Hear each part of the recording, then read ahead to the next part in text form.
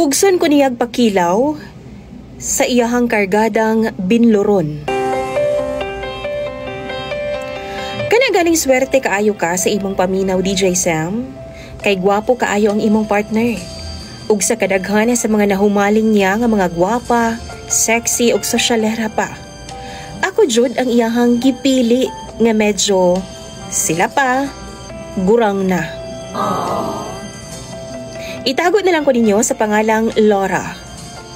42 anyos na ko ug bag-o lang ko gikasal sa akong uyab nga si Ronron. Bata pa kaayo ko kung itandi kang Ronron na DJ Sam, kay anaa siya sa 27 anyos pa lang. Kabalo ka DJ Sam, gikasuyaan jud kaayo ko sa ubang babae nga sigig paduding kang Ronron kaniadto. Kay lagi, ako ang iyang gipili. Gidungog pagani ko nga mamamarang daw o gilumay daw nako si Ronron para pakaslan ko. Wala lang jud ko nanumbaling, DJ Sam.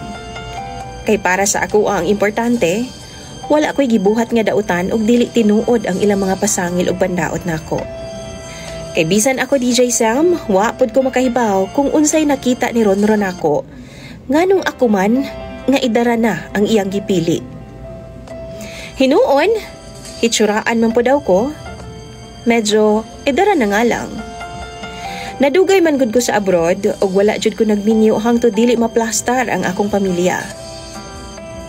Nag-ilaming duha sa social media ni Ronron DJ Sam. Duha pud mi katuig nga magkarelasyon ug sa wa madugay nagsabot mi nga pag uli nako magpakasal na dayon ming duha. Gituman jud namo ang among saad ug happy kaayo ko kay girespeto sab ko ni Ronron og taman. Wala jud ko niya gilabdan samtang wa pa mi makasal. Simple lang ang among kasal DJ Sam ug simple lang sab ang reception. Pagkagabi, nagrenta jud mi og kwarto sa hotel DJ Sam.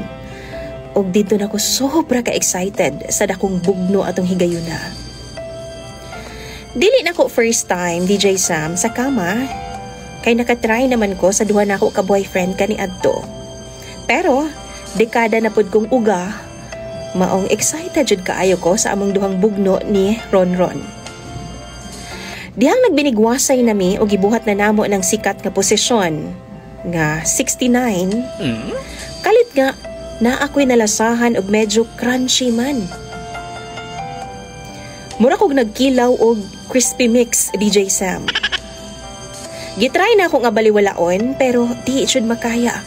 Kaysa tinuod lang to kay siyag baho. Maong duol man ko sa switch sa suga DJ Sam. Akong gipasiga ug nitambad sa akong naw ang pisot niya nga tabadidoy. Why tuli si Ronron DJ Sam?